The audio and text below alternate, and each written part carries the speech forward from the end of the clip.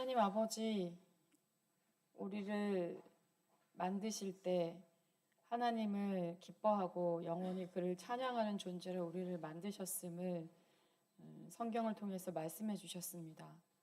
우리가 기쁠 때에도 찬양할 수 있지만 우리가 근심 중에도 주님을 찬양할 수 있고 우리가 어떤 환경 속에서도 찬양할 수 있도록 우리에게 은혜를 주신 하나님께 감사드립니다. 하나님, 우리에게 응답하셔도 하나님께 영광일 뿐 아니라 우리의 죄를 드러내셔서 회개케 하시고 고쳐주시는 것도 하나님의 영광입니다. 하나님 영광 앞에 영광을 사모하면서 예배드리게 하시고 또 기도하게 하여 주시옵소서. 예수님의 이름으로 기도합니다. 아멘. 네, 오늘은 고린도전서 10장 13절을 가지고 함께 나누고 싶습니다. 한 절이니까요. 저희들이 한 목소리로 읽겠습니다. 성경 다 있으시죠? 예. 저희가 그러면 한 목소리로 13절 읽겠습니다. 시작. 사람이 감당할 시험 밖에는 너희가 당한 것이 없나니 오직 하나님은 미쁘사 너희가 감당하지 못할 시험 당함을 허락하지 아니하시고 시험 당할 즈음에 또한 피할 길을 내사 너희로 능히 감당하게 하시느니라. 아멘. 네, 많이 저희가 듣고 또 붙들고 계시는 말씀 중에 하나일 것입니다. 이 말씀을 가지고 시험 당한 성도를 도우시는 하나님이라는 제목으로 함께 나눠보려고 합니다. 모든 사람이 그렇지 않을까 싶은데 어려운 일을 만나게 되면 우리는 어떤 마음이죠? 어떻게 기도하죠? 제가 어제 아이들하고 큐티할 때도 그랬는데 빨리 끝났으면 좋겠잖아요. 그것이 빨리 해결됐으면 좋겠잖아요. 그렇죠? 빨리 끝나고 이게 패스했으면 좋겠다, 내 삶에. 그리고 좋은 일은 어떨까요? 좋은 일이 생기면 하나님 이 좋은 일을 계속 누리고 싶습니다. 이런 마음이 우리에게 있죠. 아니신 분도 있을 것 같은데 아니세요? 그런 마음이 있는데요. 이게 이런 어려움이 있으면 하나님 빨리 좀 이거 좀 사라지게 해주세요. 제가 말했던 이 서두의 말들이 신앙적인 것 같으세요? 아니면 본능적인 것 같으세요? 좀 본능적인 것 같죠. 어찌 보면 이게 신앙적이라는 말보다는 어떤 분은 미신적 신앙이다 이렇게 좀 강하게 하시는 분도 있어요. 그렇게 그런 말을 하시는 이유가 아마 다른 나라는 제가 모르겠지만 우리나라가 문화적으로 종교적 토양이 통일신라 1000년, 고려 500년 이런 게 우리 안에 대단히 미신적인 신앙, 꼭 이것이 하나님을 믿지 않아도 불교도들도 그러고 똑같을 거 아니에요. 이렇게 기도할 거 아니에요. 그렇죠? 우리가 그런 신앙을 가지고 있는 종교와 문화의 토대 안에서 우리가 흘러왔단 말이죠. 근데 오늘 이 말씀은 우리 모두가 당할 수 있는 시험을 만날 때 우리가 어떻게 하나님을 담대하게 믿고 나갈 수 있는가 생각해보고 또 붙들고 기도해야 될 그런 말씀인 것 같습니다. 방금 읽은 이 13절 말씀에 보면 하나님은 우리에게 감당할 시험만 주시는 분이세요. 우리 다 이해되지 않더라도 한번 아멘 해볼까요? 아멘입니다. 여기서의 시험은 사탄이 우리에게 주는 시험을 말합니다. 그런데 우리 누구나도 사탄의 시험으로부터 자유로운 사람은 없을 거예요. 그냥 우리 안에 본능도 있고 욕심도 있고 여러 가지 유혹을 받을 만한 그러한 부분들이 다 저희에게 있기 때문인 거죠.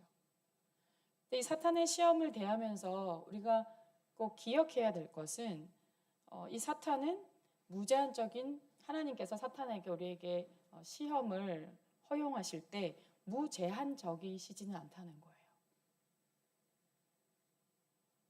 욥을 보면 하나님이 사단에게 허용을 해주죠.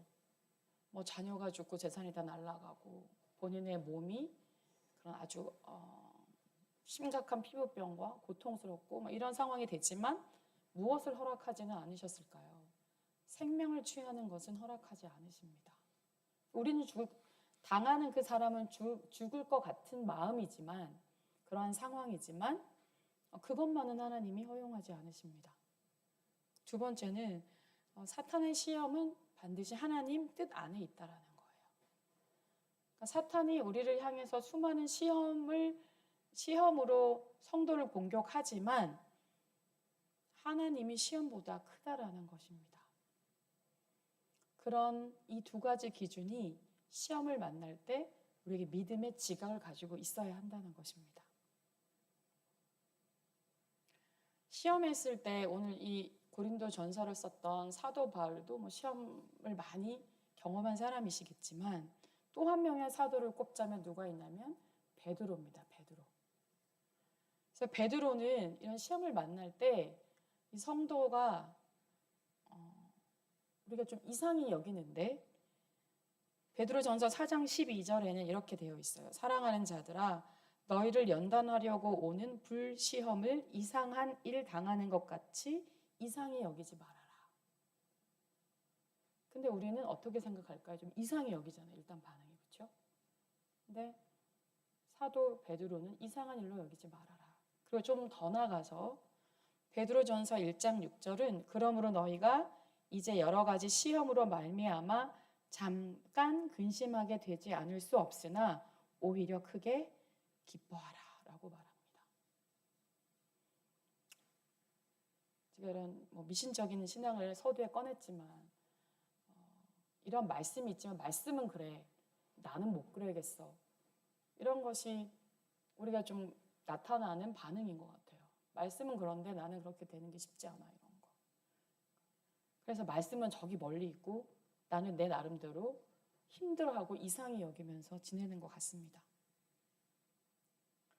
그래서 시험을 당할 때, 시험을 만날 때 두려워하지 말라는 거예요. 이상한 일로 여기지 말라는 거예요. 두려워하거나 이상한 일로 여기면 지혜를 사용할 수 없어요. 하나님이 우리에게 주시는 그 지혜를 사용할 수 없게 된다고요. 그 지혜를 사용하는 것을 포기하게 된다고요. 빌립보서 4장 6절, 7절 우리가 너무 많이 알고 암송하는 말씀이잖아요. 아무것도 염려하지 말고 다만 모든 일에 기도와 간구로 너희 구할 것을 감사함으로 하나님께 아뢰라. 그리하면 모든 지각 위에 뛰어난 하나님의 평강이 그리스도 예수 안에서 너희의 마음과 생각을 지키시리라. 우리가 시험을 당하면 우리 마음이 엄청 두렵고 불안하기 때문에 그 안에서 우리 마음이 생각이 지켜지기가 쉽지 않아요. 지혜를 사용하는 게 쉽지 않다라는 거예요. 그런데 그때 사도 베드로의 권면처럼 이상한 일로 여기지 않는 그 믿음, 더 나아가서 기뻐할 수 있는 믿음이 있다면 그때 하나님께서 우리에게 주신 지혜를 사용할 수 있다는 거예요. 왜? 그 마음에 평안이 주장되기 때문인 거죠. 근데 보통 그렇지 않죠. 여러분 여러 운동 중에 투기 종목이 있습니다. 투기 종목이 뭐가 있는지 아세요? 투기 아시죠? 땅투기 말고 싸우는 거, 뭐 복싱도 있고 태권도도 있고 그런 것들이 투기 운동이잖아요. 근데 이 투기 운동에 있어서 중요한 게 뭐냐면 뭘까요? 눈을 절대로 감으면 안 된대요. 눈을. 그렇겠죠. 상대방이 얼굴을 향해서 타격을 하려고 다가올 텐데 눈을 감으면 어떻게 되겠어요? 피할 수 있을까요? 어떤 것도 방어할 수 없단 말이에요. 그러니까 이런 운동을 배우는 사람들은 절대 눈을 감지 말라고 한대요. 설령 한쪽 눈을 펀치를 맞아도 맞지 않는 쪽을 부릅뜨고 있으라는 거예요. 그래야 내가 피하거나 내 몸의 균형을 잡는다고 합니다. 사단이 우리에게 이렇게 시험을 할 때 우리는 어떻게 서 있어야 될까요? 믿음을 가지고 비록 내가 한쪽을 맞아서 아플지라도 눈을 뜨고 하나님을 바라봐야 한다는 것입니다. 이 시험을 성장통으로 받아들이라는 거예요. 자녀가 자랄 때 뭐 이제 아이가 어렸을 때 생각해 보면 이앓이가 있잖아요. 이앓이. 그렇죠? 저희도 이제 사역자들이 자녀를 낳고 그 아이 갓난아이부터 쭉 지금 자라는 모습을 보니까 저 개월수가 되면 뭐 제가 키우지 않아도 공통적으로 다 그때가 되면 뭐 하고 그때가 되면 뭐 하고 이런 게 있더라고요. 그럼 치아는 나는 것도 아이가 밤새 끙끙끙 이앓이를 한단 말이에요. 이가 나는 게 뭔가 이 살을 뚫고 나온다는 게 대단히 아픈 거죠. 간지러운 것도 있겠지만. 그리고 또 사춘기가 되면 하룻밤 자거나도 쑥쑥 자라잖아요. 어떤 아이들은. 아파요, 안 아파요? 아프죠. 시험이라는 게 하나님께서 우리의 믿음을 자라게 하는 것입니다. 통증이 있다는 거예요. 근데 우리는 통증을 보통 거부하죠. 통증이 없었으면 좋겠다라고 말하죠. 그런데 우리가 아시겠지만 지금까지 뭐 우리 더 어르신들은 나는 산전수전, 공중전까지 다 거쳤어 이렇게 하시는 분들도 있으시잖아요. 그런데 그렇게 나는 공중전까지 다 지나갔어 라고 하시는 분, 그 하나님 나라 갈 때까지 그럼 시험이 끝났을까요? 그렇지 않은 것 같아요. 또 다른 시험이 있다는 거죠. 시험은 끝나지 않아요. 어쩌면 평생 따르는 것입니다. 거기에서 우리가 하나님을 계속 기대해야 된다는 거예요. 그래서 이상히 여기지 말라는 말을 한 것입니다. 그리고 어떤 믿음을 가지라고 하나님이 감당할 시험을 나에게 주신다고 하셨다. 그런 믿음을 우리가 가지고 하나님을 기대할 수 있었으면 좋겠습니다. 그리고 또한 하나님은 우리가 시험을 당하고 있는 중에 미리가 아니죠. 제가 지금 시험을 당하고 있는 가운데 있어요. 그때 하나님께서 길을 내어주신다고 했습니다. 길. 그러면 생각났던 게 뭐였냐면 구약의 도피성이었어요. 도피성. 보통 뭐 그때도 그러고 지금 어떤 법을 가지고 봐도 그렇고 살인죄를 지은 건 중범죄잖아요. 중범죄. 지금 한국이 사형제도가 물론 중단돼 있는 상황이지만 중범죄는 예정에 사형으로 다 처벌을 했어요. 그렇죠? 뭐 고대나 지금이나 마찬가지인 것 같아요. 중범죄니까. 그런데 구약 시대에 살인을 의도적이지 않고 부지중에 어떤 실수로 살인을 저질렀을 때 그 살인자에게 도피성이란 제도를 하나님께서 주셨단 말이에요. 그래서 그때는 통일 이스라엘이었겠죠. 북이스라엘 남유다에서 6개의 성읍이 있었습니다. 그리고 그 도피성을 향하는 길은 모든 사람이 알아볼 수 있도록 큰 길이었어요. 그걸 모르면 어떡해요? 나 도피성 가는 길이 어딘지 몰라. 너무 막 이렇게 좁은 오솔길이어갖고 길을 발견할 수 없다 그러면 그 사람 피할 수 있었을까요? 피할 수 없었겠죠. 그래서 넓고 분명한 길로 닦였다고 합니다. 그리고 혹시 거기가 그 굉장히 외진데 있다면 혹시 내가 부지 중이지만 살인을 당한 가족들이 그 사람들이 거기에 대기했다가 죽일 수도 있잖아요. 그렇죠? 그런 모든 우려를부터 우려할 일이 생기지 않도록 도피성을 가는 길을 닦았다고 합니다. 그래서 이 도피성은 뭘 떠오르게 하죠? 바로 예수님을 떠오르게 하는 거예요. 이 살인죄를 저지른 사람에게 남아있는 인생의 결론은 결국 사망밖에 없잖아요. 우리 인생이 대단히 겉으로는 멋있어 보이지만 예수 없는 사람이 살아가는 길의 결론이 뭐예요? 사망이죠. 죽음이죠. 그의 유일한 길이 어떤 도피성이 될 수 있는 길은 예수 그리스도밖에 없습니다. 그 길은 찾지 못할 길은 아니에요. 한국이 감사한 거죠. 교회 찾는 게 어렵지 않잖아요. 중국은요? 그 외의 나라는요? 교회 찾는 게 쉬울까요? 생각보다 쉽지 않아요. 생각보다. 중국이 교회가 많지만 정부에서 인정한 3자 교회는 숫자가 적기 때문에 본인이 살고 있는 성에서 그 교회를 가기 위해서 몇 시간이 걸릴 수도 있어요. 물론 가정교회는 눈에 보이지 않기 때문에 전화번호도 등록되어 있지 않기 때문에 가정교회가 연결은 되어 있지만 그 사람을 모르면은 한 교회를 찾는 대단히 많은 시간이 걸린다고도 해요. 근데 우리는 한국은 그렇지 않잖아요. 그렇죠? 그것만으로도 참 감사한 일이 될 수밖에 없습니다. 그러니까 피할 길이 우리에게 있다라는 게 이 도피성을 향해 가는 그 부지 중에 저지른 그 사람에게 도피성은 얼마나 큰 위로가 되겠어요. 그렇죠? 그럼 시험 중에는 우리에게 피할 길을 내어주신다는 이 말씀이 얼마나 큰 성도에게 위로가 되겠습니까? 위로가 되십니까? 그 길이 없어서 그 길을 발견하지 못했기 때문에 어떤 사람은 자신의 생명을 끊는 결정을 합니다. 그렇잖아요. 인생의 막다른 골목에서 누구 하나 나를 도와줄 사람이 없는 것 같고 내 인생의 무력을 경험한 사람이 결국 자기 스스로 자기 생명을 끊습니다. 그 사람에게 도피성 같은 존재가 있다는 것만 알았다면 그는 그의 생명을 끊지 않았을 거예요.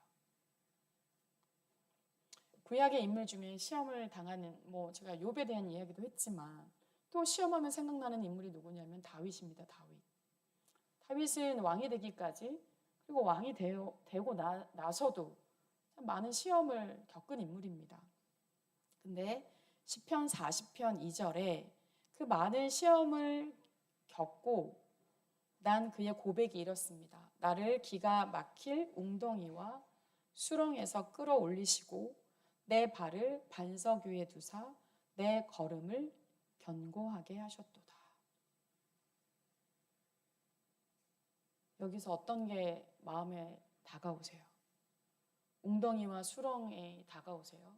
아니면 내가 많은 웅덩이와 수렁을 경험했지만 결국 하나님께서 내 발을 반석 위에 놓으셨고 내 걸음을 견고하게 하셨다.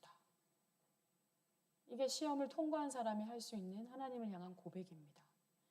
이런 고백이 우리 모두에게 있기를 소망합니다.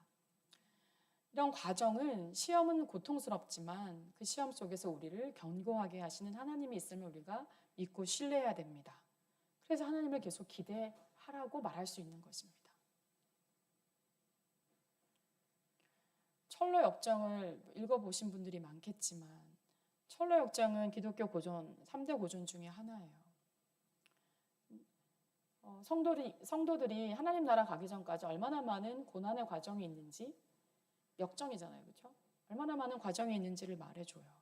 그리고 저자 자체도 굉장히 그런 삶을 살아왔고요. 그 시대 그리스도인들이 그런 삶을 살아왔어요. 그런 수많은 어려움 시험 중에서도 그 책이 혹은 이 저자가 주려고 하는 메시지 중에 하나는 하나님이 지켜주신다는 거예요. 그것이 없다면 어떻게 견디겠습니까? 시험 중에 우리는 당연히 교과서를 봐야 합니다. 성도의 교과서는 무엇인가요? 성경이죠. 여러분, 우리의 몸을 건강하게 하는 건 특식이 아니라 뭐예요? 매식이죠, 매식. 매일 가정에서 먹는 밥. 특식을 좋아하세요? 매식을 좋아하세요? 특식을 좋아하죠. 특식을 좋아하잖아요. 저도 특식 좋아하지만. 그런데 우리의 건강을 위해서는 뭘 계속 먹어야 되죠? 매식을 먹어야 돼요. 매일 가정에서. 오늘 매식 하셨어요? 육적인 매식을 하셨다면 영적인 매식도 하셨어요?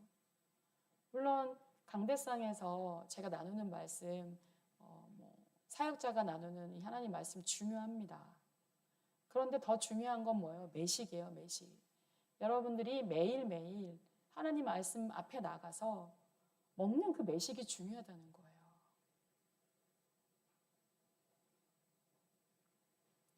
그러니 어떤 시험 중에 있다면 당연히 우리는 매식인 성경 앞으로 가야 하는 거예요. 그런데 우리가 이 성경을 매일 읽어도 어떨 때 매일마다 은혜가 돼서 저도 그랬으면 좋겠어요. 매일마다 은혜가 됐으면 좋겠어요. 그렇지 않을 때도 있어요. 그럴 때 우리에게 뭐가 필요할까요? 참고서도 필요하다는 거예요. 참고서. 그 참고서가 뭘까요? 간증인 거예요. 간증. 조금 성경의 인물들이 살아낸 것을 우리가 좀 더 가깝게 느껴질 수 있는 동시대 같이 살고 있는 조금 더 우리보다 믿음의 선배가 되시는 분들, 그런 분들의 좀 책을 읽으면 야, 내 삶의 어려움이 이 정도 어려움은 아니구나. 야, 내 삶의 어려운 시험도 그래, 이분도 이렇게 기도하면서 이 말씀 붙들고 나갔구나. 이런 참고서를 저희들이 좀 대해볼 필요도 있다라는 거예요. 여러분이 알고 있는 참고서 있으세요? 야, 이분은 크리스찬으로서 참 이런 어려운 중에도 그때그때마다 옥살이를 하신 분도 있었고, 모함을 받으신 분도 있었고, 전쟁을 피해 오시다가,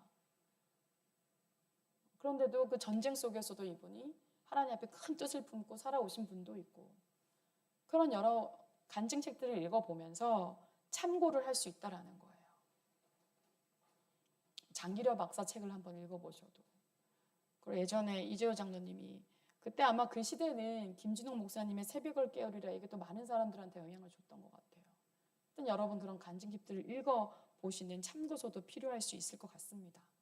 그렇다면 시험 중에 피할 길을 주시는 그분을 인생을 이끄신 하나님에 대해서 저희들이 또한 은혜를 받고 하나님을 더 신뢰할 것을 결단하게 될 것입니다. 시간이 걸릴 수도 있지만 이 믿음을 우리 모두가 가졌으면 좋겠습니다.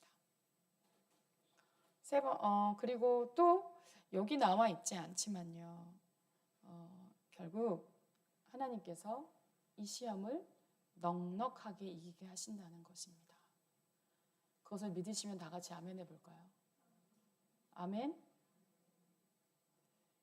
넉넉하게 이기게 하신다. 시험 중에 있을 때는 넉넉하게 이기게 하신다는 말이 우리 안에 깊이 다가오지는 않을 것 같아요. 그런데 이게 시험 당하는 성도에게 하나님이 주시고자 하는 결론이라는 거예요. 넉넉하게 이기게 하신다. 시험을 만난 인간의 모습은 어쩌면 아이 같은 모습인 것 같아요. 우리가 어떤 두려운 시험을 만날 때 우리 안에 아이들이 한 명씩 나올 수도 있어요. 아이들이 얼마나 이 두려움에 대한 표현이 많이 있어요. 그렇죠? 그런 두려운 아이가 내가 하나님 앞에 반응하는 것일 수도 있습니다. 그런데 그럴 때도 우리가 말했더니 넉넉하게 이기게 하시겠다는 이 하나님의 결론을 우리들이 붙들어야 될 줄 믿습니다. 평생 돈이라는 말이 너무 직접적인 단어긴 하지만 재정을 구하며 살아야 되는 직종이 있습니다. 이 말은 뭐냐면 자기 노동으로 자기가 밥 벌어 먹는 것이 아니라 돈을 구하면서 살아가야 되는 직종이 있다고요. 사역자들이 그럴 수도 있고요. 그런 직종들이 있겠죠. 그럴 땐 그렇게 사는 게 평생 이렇게 살아야 된다고 생각하면 이게 일시적인 건 괜찮아요. 1년, 한 달, 2년 이런 것들은 사람이 이렇게 한시가 있다라는 건 내가 거기에 몰입을 할 수 있거든요. 나를 이렇게 밀어서 내 삶을 그렇게 만들면 돼요. 근데 평생 그렇게 산다고 생각하면 소망이 있을까요? 없을까요?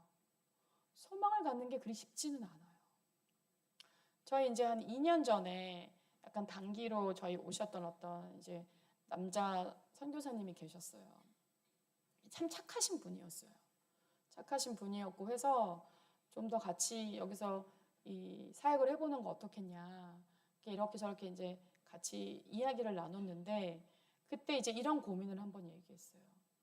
저는 제가 여기 오기 전에 제가 잘할 수 있는 일을 통해서 돈도 벌어봤는데 이걸 계속하는 게 일단은 저를 후원하시는 분들한테 감사합니다 정기적으로 인사를 하고 고맙다고 말하고 또 이분들이 계속 함께 할 수 있도록 소식을 전해야 되고 저는 이게 너무 어려워요. 그러더라고요. 저는 이걸 평생 해야 되는 게 너무 부담스러워서 전 일을 못할 것 같아요. 이렇게 하시는 거죠. 근데 또 이해가 됐어요. 왜냐하면 1, 2년 할 수 있는 일이 아니라 만약에 내가 이것을 결단하면 평생을 이렇게 살아야 되는데 또 본인은 사람이 너무 어렵대요. 사람 만나서 요청을 하고 또 사람 만나서 교제를 하고 사람 만나서 너무 감사합니다. 이런 일일이 그런 게 하는 게 너무 스트레스가 된다는 거예요. 힘들 수 있겠죠.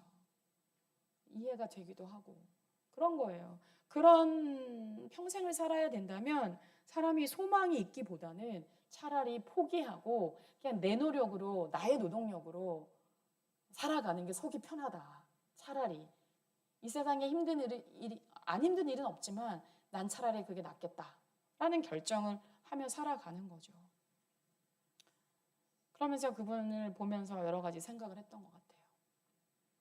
근데 우리가 그런 부분에 집중하다 보면 내가 계속 이렇게 가야 되나? 내 시험이 계속 이렇게 가야 되나? 생각하다 보면 낙심이 찾아옵니다. 근데 시험 만날 때 우리가 기억해야 될 좀 심플한 문장은 시험은 두렵다. 그러나 하나님을 의지하면 된다. 원래 계산이라는 게 딱딱 떨어지잖아요. 그렇죠? 되게 심플한 게 필요해요. 두렵지 않은 사람은 없는 것 같아요. 다 두렵죠. 그러니까 시험이란 말을 쓰죠. 두렵지 않다면 누가 시험이란 말을 쓰겠어요. 두렵다. 이게 우리가 보이는 반응. 그러나 하나님을 의지하면 된다. 예상할 수 없는 상황들이 발생하지만 그때도 우리 모두가 하나님을 의지할 수 있었으면 좋겠습니다. 그래서 이 넉넉하게 이기게 하시겠다는 이 결론의 말씀을 우리가 한번 같이 찾아서 읽었으면 좋겠어요. 로마서 8장입니다. 우리가 알죠? 로마서 8장 35절부터 37절입니다. 로마서 8장 35에서 37절.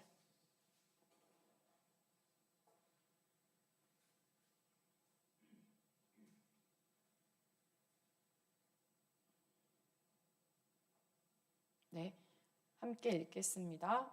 시작. 누가 우리를 그리스도의 사랑에서 끊으리요? 환난이나 공고나 박해나 기근이나 적신이나 위험이나 칼이랴. 기록된 바 우리가 종일 주를 위하여 죽음을 당하게 되며 도살당할 양같이 여김을 받았나이다 함과 같으니라. 그러나 이 모든 일에 우리를 사랑하시는 이로 말미암아 우리가 넉넉히 이기느니라. 아멘.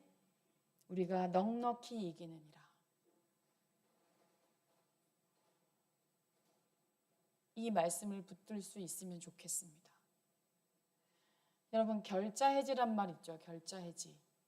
들어보셨죠?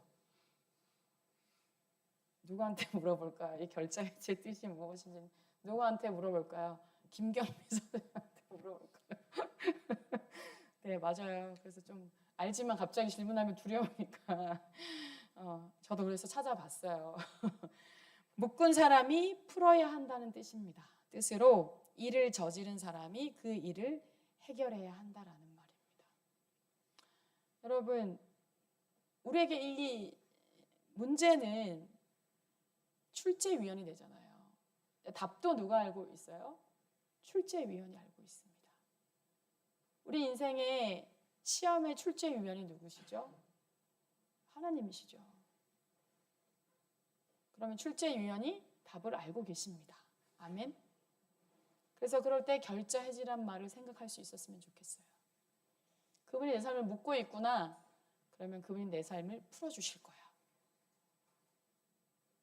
그러면 믿음을 가지면 그리고 우리의 결론이 어떻다고요?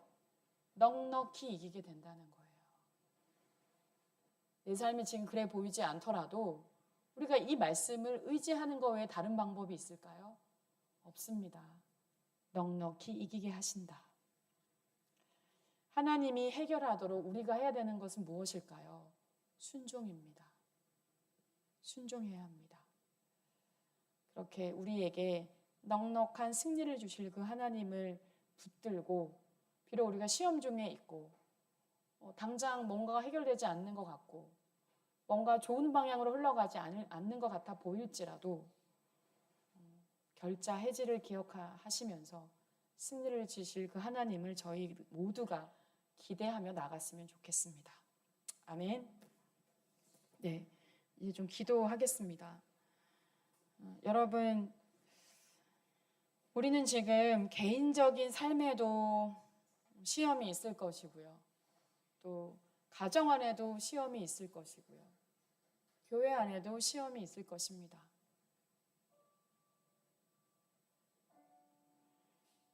하나님, 이 시험 속에서 우리가 그동안 하나님 앞에 생각해왔던 것들은 무엇입니까? 제가 미신적 신앙을 서두에서 이야기했지만 우리는 빨리 이 어려운 것이 피해지고 어떤 어려움도 없는 그런 삶을 우리가 꿈꿉니다. 근데 그렇지 않죠. 시험이 계속 옵니다, 우리에게. 그런데 우리는 그때 어떤 하나님을 여러분 찾고 계세요? 반대로 어떤 하나님, 어떤 약속을 하신 하나님을 믿고 계세요? 내가 찾는 하나님과 나에게 약속을 주시고 의지해야 될 하나님은 같은가요? 다른가요? 그것을 좀 떠올려보면 좋겠습니다. 내가 찾고 싶은 하나님과 나에게 말씀으로 약속하신 하나님 같으면 좋겠습니다. 그럼 다르다면 다시 말씀으로 가서 우리에게 약속하신 그 하나님을 믿으면 좋겠습니다. 그 하나님을 바라보고 그 약속을 의지하면서 우리가 고민 중에 있는 시험을 하나님께 올려드리는 시간을 갖겠습니다. 기도하겠습니다.